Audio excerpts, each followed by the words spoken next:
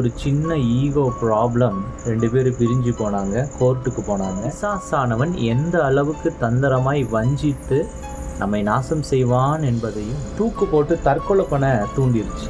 எவ்வளோ பெரிய ஒரு மோசம் இல்லையா? கேஸை வின் பண்ணுறதுக்கு நமக்கு மிகுந்த பொய்யை சொல்ல வைப்பாங்க. செய்யாததெல்லாம் செஞ்சது மாதிரி எழுதுவாங்க அந்த நோட்டீஸோ. இதிலிருந்து ஓடுனா போதுன்ற அளவுக்கு செய்யணுன்றது தான் அவங்களுடைய திட்டம். இன்றைக்கு இருக்கிற காலகட்டத்தில் டிவோர்ஸ்க்கு ஓடுறவர்களுடைய எண்ணிக்கை அதிகமாக இருந்தாலும் கொஞ்சம் யோசிப்போம்.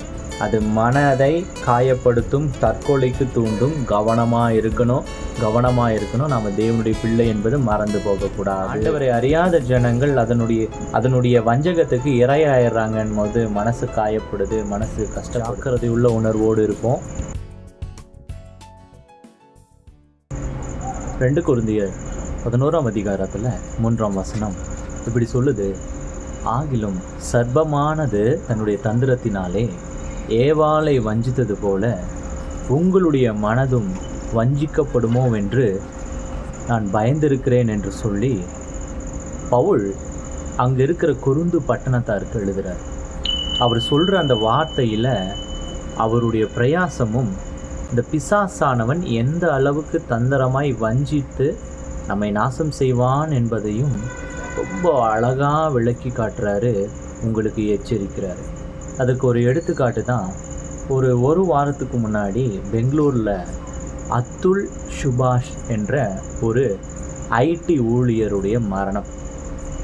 ஒரு நல்ல அழகான குடும்பம் தான், 2 பேரும் விரும்பி கல்யாணம் பண்ணிக்கிட்டாங்க, குழந்தை பெற்றுக்கிட்டாங்க. ஆனால் அவங்களுக்குள்ளே இருந்த ஒரு சின்ன ஈகோ ப்ராப்ளம் 2 பேர் பிரிஞ்சு போனாங்க, கோர்ட்டுக்கு போனாங்க. இப்போது அந்த கோர்ட் அப்படின்ற வாசப்படியை மிதிச்சிட்டாலே அந்த இடத்துல ஈகோன்றது அவங்க கொடுக்குற நமக்கு பதில். அந்த ஈகோவை அது கொடுத்துரும்.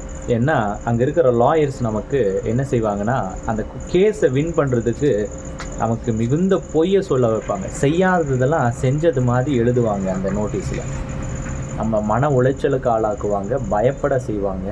ஐயோ இதிலிருந்து ஓடுனா போதுன்ற அளவுக்கு செய்யணுன்றது தான் அவங்களுடைய திட்டமே.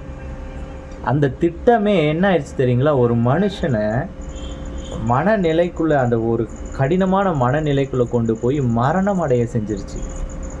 தூக்கு போட்டு தற்கொலை பண்ண தூண்டிருச்சு. எவ்வளோ பெரிய ஒரு மோசம் இல்லையா? நான் அந்த காரியத்தை அவருடைய அந்த நோட் எழுதினது, அந்த வீடியோலாம் பார்க்கும் பொழுது இந்த வசனம் தாங்க எனக்கு ஞாபகம் வந்துச்சு. ஆண்டவருடைய அன்பு இருக்கிறதுனாலே, அவருடைய வசனம் நமக்குள்ள நம்மளுடைய ஊழியர்கள் விதைத்ததுனாலையும் நாமளும் நம்மளுடைய குடும்பமும் நிறைய நேரத்தில் இந்த பிரிவினை, பிரச்சனை, பிசாசின் தந்திரம், ஏவாளை வஞ்சித்த அந்த வலு சர்பத்தில் இடத்திலிருந்து நாம் நிறைய நேரம் தப்பிச்சு கொண்டே இருக்கிறோம். ஆனால் ஆண்டவரை அறியாத ஜனங்கள் அதனுடைய வஞ்சகத்துக்கு இரையாயிடுறாங்கன்னு போது மனசு காயப்படுது, மனசு கஷ்டப்படுது. அவருக்காக நாம் ஜெபிக்கலாம்.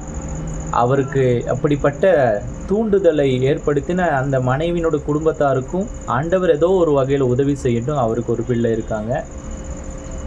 இந்த காரியம் இனி நம்மளுடைய தேசத்துலேயும் எந்த இடத்துல நடக்கக்கூடாது.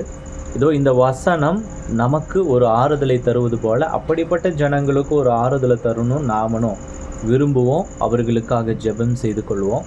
அந்த பிரயாசம் இருக்கு இல்லையா, பவுலின் பிரயாசம், அது எவ்வளவு உண்மையானதுன்னு நம்மளுடைய சமுதாயத்தில் நம்ம கண்ணு முன்னாடி எல்லாத்தையும் பார்த்துட்டு தான் இருக்கோம். ஜாக்கிரதை உள்ள உணர்வோடு இருப்போம். இந்த வருஷத்தை பாதுகாப்பாக நிறைவடைய செய்ய தேவன் கரத்தை பிடிச்சுக்குவோம். அடுத்த வருஷம் 2025 நமக்கு நன்மையால் முடிசூட்டுவார் என்று நம்ம நம்புவோம்.